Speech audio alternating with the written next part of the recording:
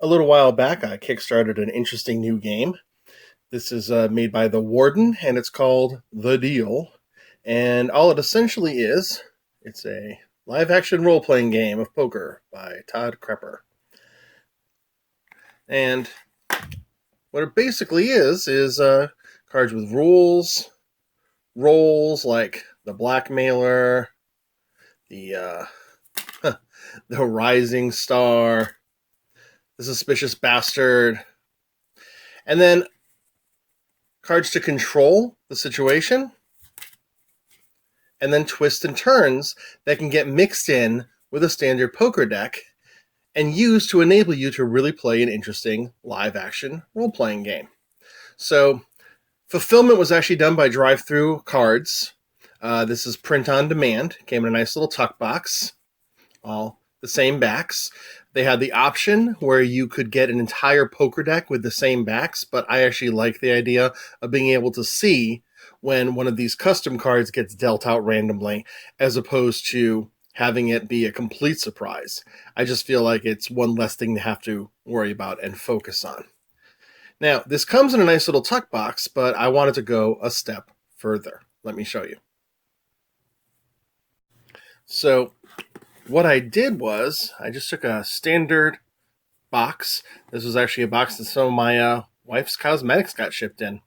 I printed out a nice little blank white thing to cover up some of the writing on there, and added a logo where to look like a stamp, perhaps. And this box holds all the props that I will need for the game. You see, the deal does assume that you're going to use a few props. One of them is a box. When I open this up further, the blackmailer needs an envelope. Envelope on top. That's just some foam. The desperate person needs a weapon. So, I've got a nice little plastic toy knife, or a plastic gun. I may paint the orange tip black. I haven't decided yet. One of the roles needs a phone.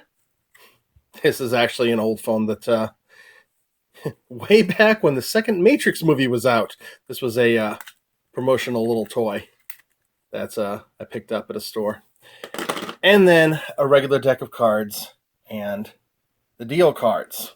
So the idea is, whichever weapon we don't use, we pull up the cards to play. The weapon gets tucked away, and then